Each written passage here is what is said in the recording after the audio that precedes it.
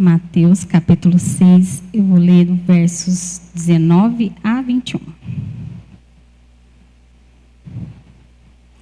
Amém? Diz assim: Não ajuntem tesouros aqui na terra, onde as traças e a ferrugem os destroem, e onde ladrões arrombam casas e os furtam. Ajuntem seus tesouros no céu, onde traças e ferrugem não destroem, e onde ladrões não arrombam nem furtam. Onde o seu tesouro estiver, ali também estará o seu coração. Amém? Vamos orar? Pai, eu te agradeço, Senhor, por estar, Senhor, na tua casa mais uma vez. Pai, que o Senhor possa falar aos nossos corações nesta manhã. Deus, que o teu Espírito Santo, Senhor, possa, Senhor, falar, Senhor, a nós, que nós abra, Senhor, os nossos olhos. Pai, para que nós possamos enxergar, Senhor, da tua verdade, Pai. Fala aos nossos corações. É o que eu te peço, Jesus. Amém. Irmãos, na minha última fala aqui, a gente falou sobre o que é a idolatria do coração. E eu não falei sobre o que eu me baseei para falar. Eu usei esse livro aqui do pastor Felipe Fontes, Idolatria do Coração, e a divisão que ele fez foi a divisão que eu me baseei para falar. É um livro curtinho, muito bom. A primeira vez que eu vi o pastor Felipe Fontes, eu fui embora frustrada, porque eu não entendi nada que ele falou. Fui para o hotel triste, o Caio e o João Luiz conversando, e eu não estava entendendo nada. Mas hoje eu entendo, graças a Deus. Mas é uma bênção, pastor Felipe. Tem abençoado muito a minha vida. Nesses versos que nós lemos, já está no finalzinho do Sermão do Monte, e registrado aqui, né, por Mateus. E se a gente for avaliar os versos anteriores, grande parte do texto, Jesus está falando, e por várias vezes ele repete, né, ele fala aos hipócritas. E acho que umas 5, 6 vezes que ele vai fazer as comparações, ele termina assim: eles não receberão outra recompensa além dessa. Então ele está falando, né, e repetindo por diversas vezes que as ações daqueles homens, eles faziam por troca de alguma recompensa. Então Jesus os adverte, fala, ó, é só essa recompensa que eles vão ter. E quando a gente fala, né, em idolatria, basicamente a gente vai falar daquilo que a gente faz, daquilo que os nossos esforços se concentram, mas a gente quer algo em troca, né? Então a gente busca uma recompensa em cima de alguma coisa. Eu vou beber água. Eu tenho medo de engasgar, Arthur. A Érica falou assim, semana passada, por que você não bebeu água? Por isso, eu tenho medo de engasgar. E aí, o que eles buscam? Eles buscam crer que eles têm um bem supremo, e aquilo vai dar segurança para eles, que é o que a gente falou na última vez. Quando a gente concentra, né, esforços em alguma coisa, achando, né, que a nossa segurança vem disso, que aquilo traz significado para as nossas vidas. Enfim, e hoje eu queria concentrar o nosso tempo, a nossa conversa, em 3 coisas. Geralmente, quando a gente vai falar de idolatria, as 3 coisas, né, que são mais faladas vão ser o poder, o dinheiro e o sexo, tá? Eu vou por um outro caminho, e vou falar sobre as idolatrias do nosso coração no nosso cotidiano, tá? Naquelas coisas que a gente passa aí todos os dias. Então, só recapitulando o que a gente falou na outra semana, a gente vai falar sobre idolatria do coração, tá? Aquelas coisas que nós tornamos essenciais para nós e que tomam o lugar de Deus nos nossos corações, ok? E aí, para a gente começar, eu vou falar sobre o nosso lar, o nosso corpo e as nossas relações. Na semana passada eu comentei que num dos livros que eu li, a escritora falou sobre a idolatria do lar, da casa, e eu fiquei revoltada, porque eu falei, meu Deus, eu sou idólatra. E começando, né, pela idolatria do lar, e aí pode ser que eu me dirija mais às mulheres, né, comum, mas é uma grande verdade.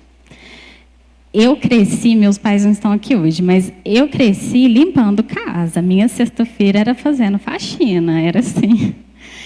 E tem um problema muito sério por trás disso. E aqui, gente, tudo que eu for falar, nós estamos entre pessoas maduras. Eu não estou dizendo que isso é errado, que isso é ruim, tá?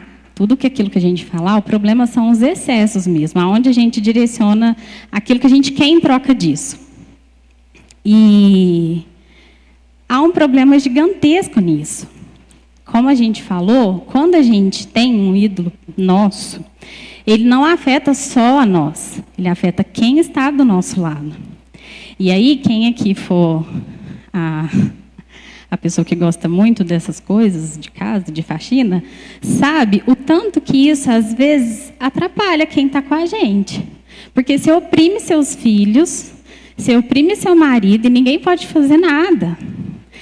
O Benício, quando era criança, pequenininho, ele é criança ainda, né? Quando ele era pequenininho, por diversas vezes eu ouvi pessoas chegarem na minha casa e falarem, nossa, mas não tem criança nessa casa. E eu achava o máximo, né? E não tem nada de máximo nisso. Entende? Então, são coisas que a gente, às vezes, pega e concentra naquilo por troca de um elogio. Por troca de uma pessoa achar que você é uma boa dona de casa, que você é uma boa esposa. O nosso serviço, todo o nosso serviço, seja na sua casa, seja na igreja, seja no seu trabalho, se não for para a glória de Deus, não tem sentido. E nós fazemos, às vezes, por troca dessas recompensas, de ouvir elogios. E a gente não se dá conta do que a gente está sofrendo por trás disso. E a questão do lar, eu gosto muito da Carol Basso, e acho que na semana passada ela fez um vídeo, e para quem, né, tem aí acesso às redes sociais, vão saber do que eu estou falando, dependendo de quem você segue, que está tendo um retorno muito grande das mulheres nos lares. Né? As mulheres querem voltar para suas casas, cuidar dos seus filhos, do seu marido. E ela falou uma coisa muito interessante, e que geralmente a gente faz, é que a gente quer ser anti alguma coisa, né? Mas não adianta você ser anti alguma coisa se você não produz nada. Então, o que acontece? E eu estou me usando de exemplo aqui. Quando a gente gosta de uma coisa e faz uma coisa em detrimento de outra pessoa, quando você faz para... um exemplo. Não, eu sou dona de casa, eu cuido da minha casa. Fulana não cuida da casa dela, não. Então, a gente faz para se sentir melhor, para sentir além de outra pessoa, para ouvir, né, os elogios, e não adianta nada. A gente está fazendo para o outro. Quando o assunto for sua casa, o seu lar, faça por serviço à sua família. Deus te colocou ali. Mas a gente precisa fazer para a glória dele. E não para mostrar que você é uma boa esposa, que você é um bom marido, que você é um bom filho. E aí a gente fala, Damares, mas são coisas, né? É por aí que começa. Não, são eu quis, né, falar dessas coisas do cotidiano mesmo, justamente por isso, porque é aquilo que nos afeta dia a dia. E passando aqui, né, quando a gente vai falar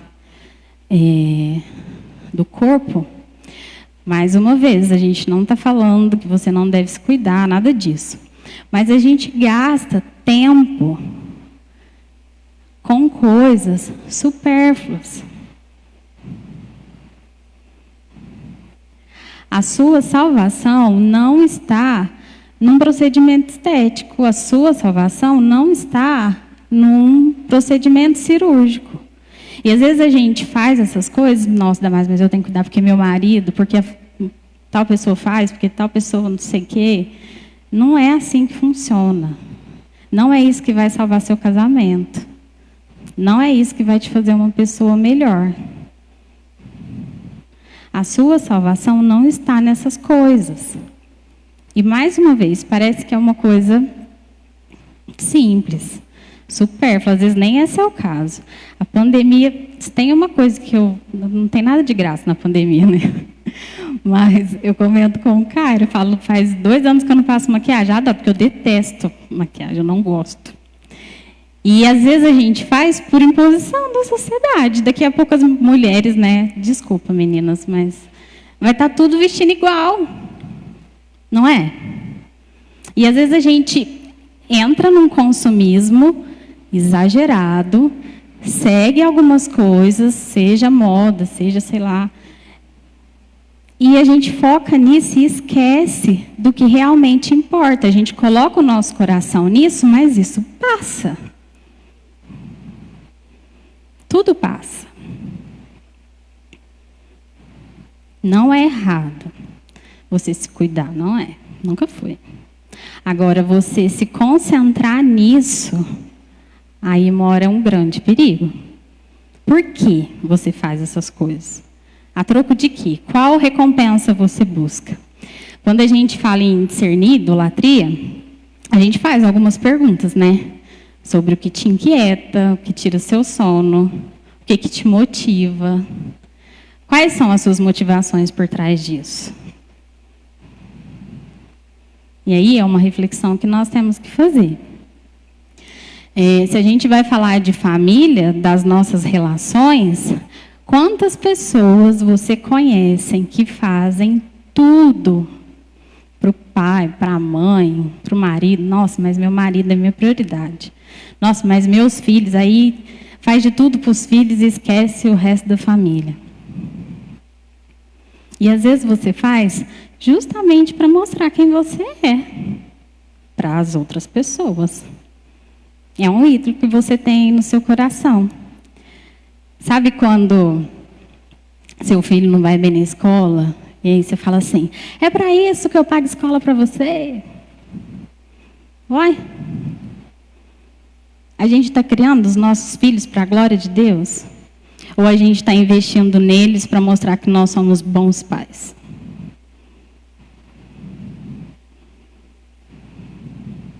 É bom ouvir que você é uma boa mãe.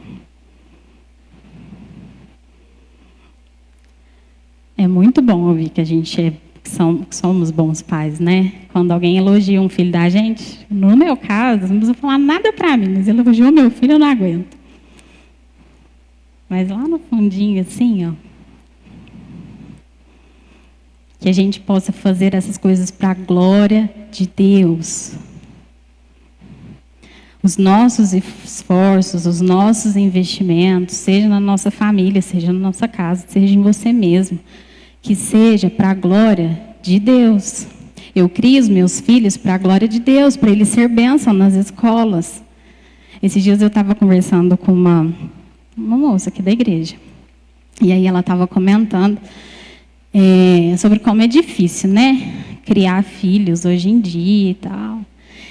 E aí eu compartilhei uma coisa com ela que eu aprendi por ter, né, esse mesmo medo.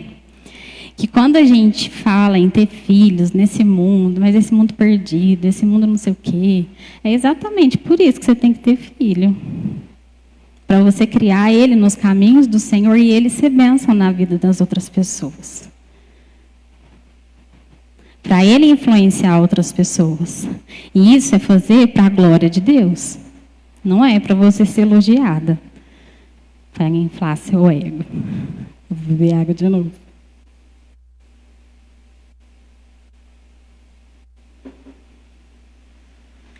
Tem uma música de um cantor, não é gospel, vou falar o nome dele que não, chama Desconstrução, depois você pesquisa lá. É, todos os 2 álbuns dele, ele falou, foi uma crítica, né, às redes sociais. E nessa música, é uma música muito pesada, muito. Ele vai falar de uma adolescente, né, que deixa as coisas, que não tem o apoio dos pais, não tem a visão dos pais, e faz tudo por um view, né, por uma curtida. E aí lá ele fala sobre singularidade em ruínas.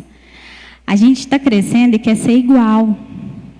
A gente vê, assim, se a gente vê, né, bons exemplos, tem que seguir. Eu tenho as pessoas que eu gosto de ouvir, bons exemplos, né? A própria palavra de Deus vai falar isso para nós, que as mulheres mais velhas precisam ensinar as mulheres mais novas. Então, a gente precisa seguir bons exemplos.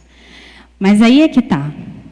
Quando a gente fala de discernir idolatria e de enfrentar a idolatria, a gente precisa de uma coisa: de conhecer a palavra de Deus.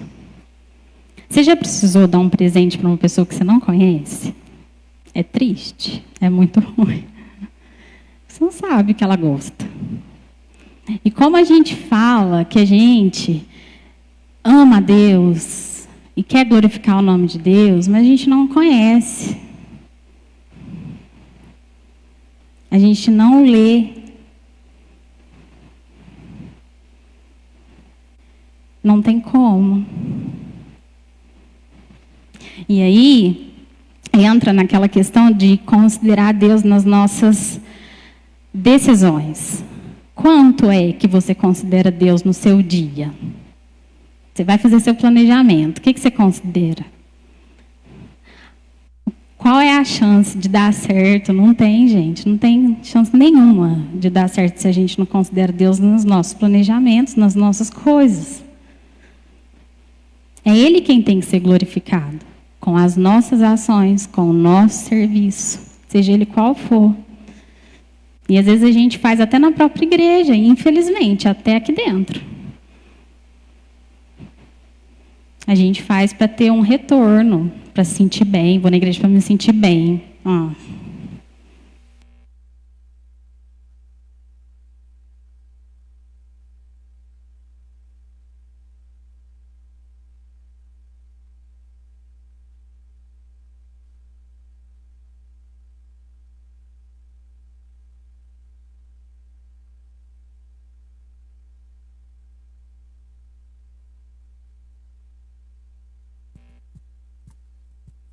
Som 2, foi. Eu falei para a pastora Alan lá atrás, falei, nossa, tomara que meu microfone não pare de funcionar. Voltando aqui. A gente não considera Deus, gente, nas nossas decisões. Isso é algo muito sério. Se você vive para a glória de Deus, você precisa, no mínimo, considerar Deus. No mínimo, assim. E aí a gente investe tempo em tanta coisa. A gente investe tempo em tantas coisas. E não considera Deus em nada. E aí é na sua casa, aí é nas suas relações, e aí é com cuidado, aí não, com cuidado não, às vezes com as pesquisas, né? Às vezes você gasta mais tempo vendo tutorial de, sei lá, maquiagem do que lendo a Bíblia. Benício gosta de saber da rotina de casa. Me irrita às vezes um pouco, assim, que ele quer saber tudo que vai fazer. E aí ontem ele me perguntou assim, mãe, o que a gente vai fazer segunda-feira? Qual que é o seu planejamento? Ontem foi sábado, gente. Aí eu falei, Benício, segunda-feira, ele quer que eu assista um anime com ele. Eu não estou tendo muito tempo. Eu falei, segunda-feira, vou acordar e vou limpar a casa. Tá vendo, né, gente? Estou expondo aqui já. E você vai para a escola. Quando você voltar, aí a gente vai assistir seus animes. Eu estou de férias, tá, gente? Por isso que eu vou fazer isso. E aí, eu fiquei pensando nisso depois. Ele virou para mim e falou assim, graças a Deus que eu vou estar na escola. Deve ter um motivo, né? Então, a gente afeta todo mundo do nosso lado. Quando eu falo das nossas relações, e aí a gente inclui aqui a nossa família, Jesus foi muito radical quando ele disse que se você amar Mas o seu pai, a sua mãe, a sua esposa, os seus filhos, seus irmãos, mais que a ele, não tem como seguir Jesus.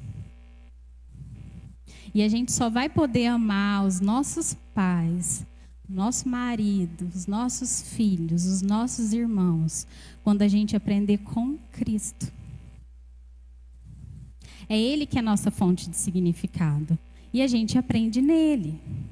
E a gente só aprende nele quando a gente busca Ele. E aí, quando a gente tem... Você pode estar pensando aí, não sei se você vai pensar hoje, você vai pensar a hora que você sair daqui. Se você for refletir aquilo que toma o lugar de Deus no seu coração, uma coisa muito comum é a gente procurar justificativas, desculpas. Nossa, mas hoje eu não vou na igreja, porque eu preciso priorizar a minha família. Você fala a mesma coisa quando você fica em frente às telas? E aí você pode escolher a tela que você quiser. A tela do seu celular, a tela do seu streaming, a tela do seu videogame. A gente troca Jesus por qualquer coisa. Isso é muito sério. Principalmente nós que somos pais, porque a gente ensina os nossos filhos.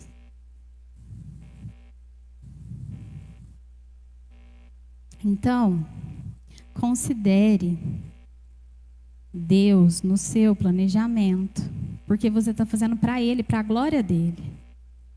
Se você levanta para trabalhar, eu falo isso lá na Edidata. Falo, Ricardo, eu trabalho primeiro para Deus, depois para você. Tem que ser assim. A gente, às vezes, ouve aqui na igreja falar de submissão, aí sai bravo lá. Ah, que ser submisso, o quê? Submissa a marido, que isso? Século que a gente está.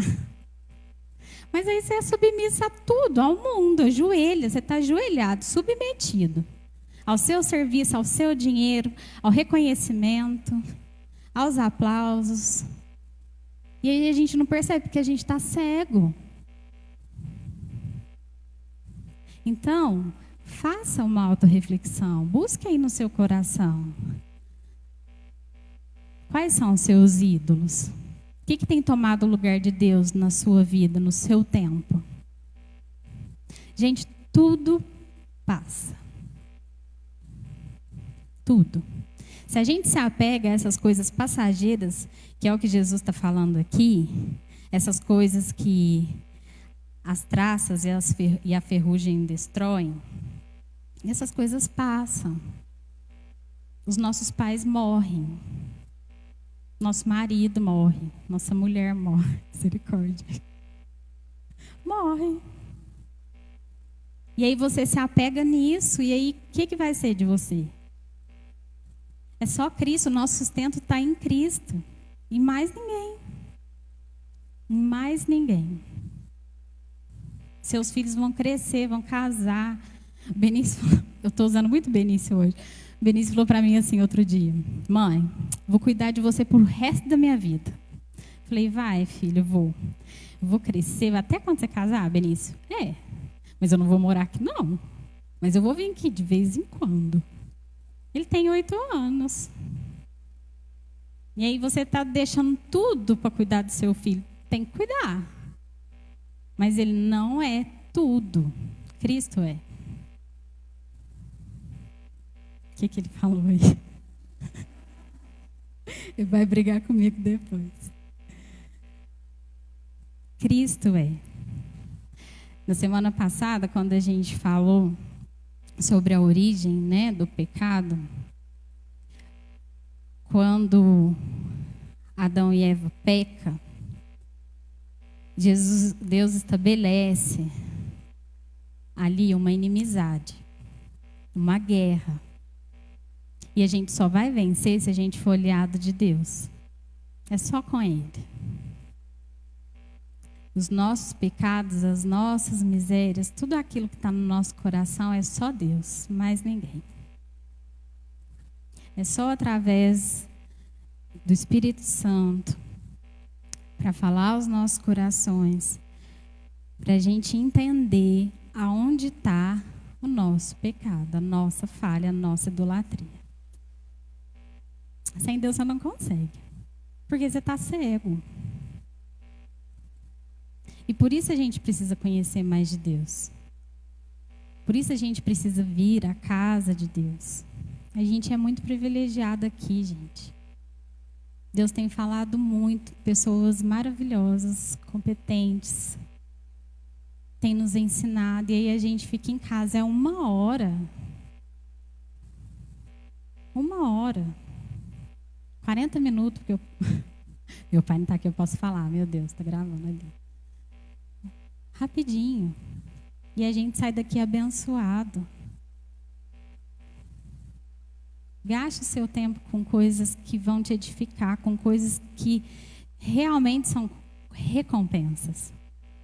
Que você vai levar com você. Que vai te fazer abençoar outras pessoas. Que vai te fazer ser um funcionário melhor, um pai melhor, uma mãe melhor, um filho melhor. Não é por você. É para glorificar o nome de Deus. Nós precisamos glorificar o nome de Deus nas nossas ações. E não nos submeter ao espírito do nosso tempo. Não podemos. E aí, outra coisa que eu vou repetir aqui. Não tem neutralidade, não tem caminho neutro. Ainda mais, mas eu vou na igreja, dou meu dízimo.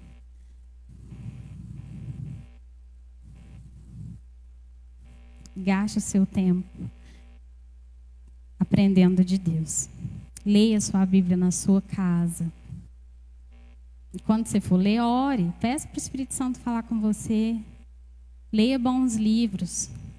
Tenha pessoas boas do seu lado. Vocês não têm noção quanto é bom ter um amigo que te olha e fala umas verdades para a gente de vez em quando.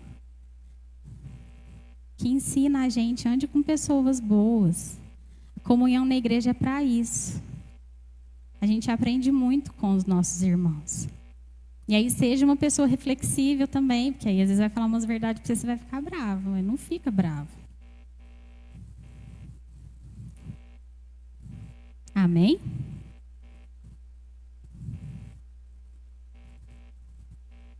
Deus é suficiente nas nossas vidas. Saia com isso no seu coração. Eu não preciso de mais nada. Nada vai preencher o vazio que tem no seu coração. Não adianta você buscar coisas secundárias. Não adianta. E aí vai acontecer igual Jesus fala para a multidão aqui. É só essa recompensa que você vai ter. Ai, seu filho é lindo. Que gracinha. É só essa recompensa que você vai ter. Nossa, mas você é um ótimo funcionário. Excelente o seu trabalho. É só esse elogio que você vai ter. É só essa recompensa que você vai ter. Isso não salva você. Isso passa.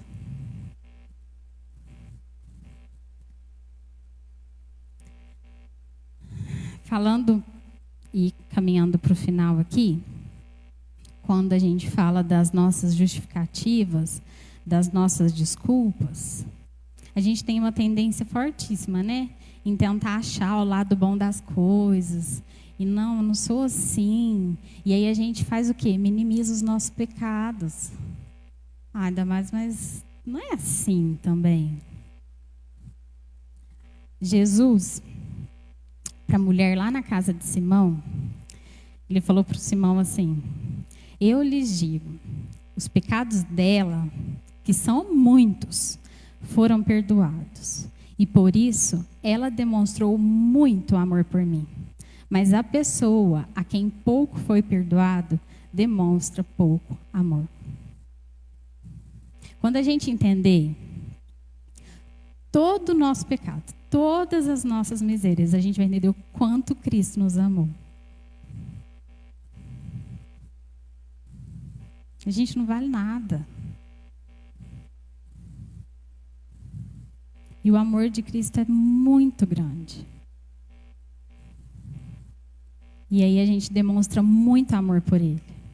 Porque o nosso pecado é tão grande. E o amor dele é muito maior. Reconheça a redenção de Cristo. Aquilo que Deus fez na cruz por meio de Jesus Cristo. É isso que te salva. É nele que a gente encontra sentido, é nele que a gente encontra significado para as nossas vidas. E mais ninguém. A graça dele nos basta.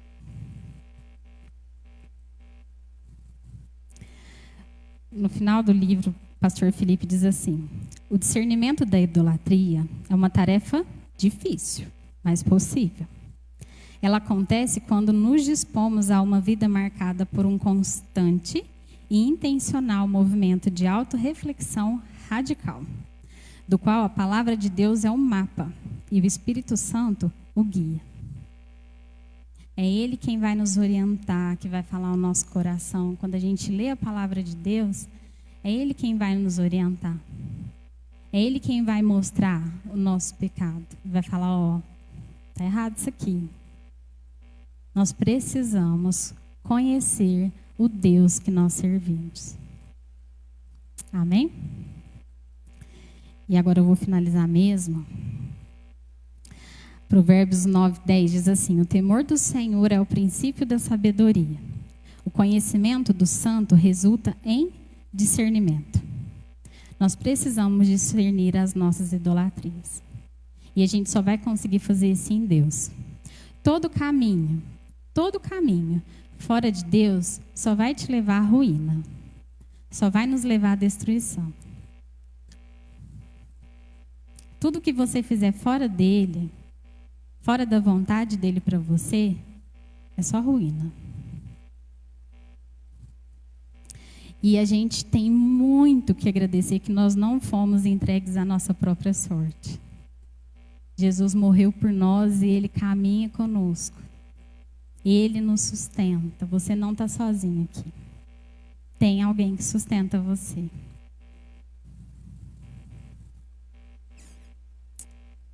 Tem um trecho das Escrituras que eu gosto muito. Eu já falei aqui uma vez, que são os discípulos voltando no caminho de Emaús. É meu preferido. Eles estão voltando tristes, porque eles esperavam que Jesus era o rei, que ia sentar no trono. E aí Jesus morre. E eles voltam tristes. E aí Jesus caminha com eles. E aí Jesus pergunta, por que eles estão tristes assim? E aí eles falam, a gente achou que Jesus ia redimir Israel. E aí tem uma coisa muito importante que acontece aqui. Jesus caminha com eles e ele passa pelas leis, pelos profetas. E aí Jesus chega, né, na casa com eles. E ele fala, não vai não, fica aqui. E aí naquela mesa, o Senhor abre os olhos dos discípulos. E eles veem Jesus. E aí depois eles voltam, né, para contar. E aí eles comentam entre eles, não ardia o nosso coração enquanto ele falava? Busque isso na sua caminhada. Deus, eu quero que a sua palavra molde as minhas afeições. Eu não quero ir na igreja, ouvir falar disso e daquilo, e isso não mudar a minha vida. E a minha oração hoje é essa: que a palavra do Senhor molde as nossas afeições. Que arda no nosso coração. Para a gente entender que é Deus que sustenta a nossa vida. E todo o resto não vai trazer significado nenhum para a sua vida. Você só vai se perder nisso. Que o nosso coração tenha lugar pro Senhor Jesus. Só Ele merece toda a honra, toda a glória. Amém? Se coloque de pé.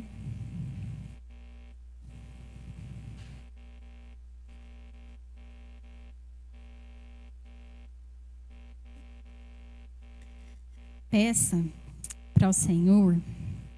A gente cantou aqui ontem. Eu ia pedir para você cantar, assim, se quiser. Falei pro cara que eu ia cantar, mas eu não tenho fôlego. Para o Senhor gravar a eternidade no seu coração. Para você entender que a nossa esperança não se limita nessa vida. Que nós temos um lugar preparado nele. E as nossas correrias aqui não vão nos levar a lugar algum. Que o que a gente faz aqui, a nossa recompensa está em Deus, no lugar que Ele preparou para nós. Que o seu coração tenha lugar para isso. Ele é a nossa esperança. Amém?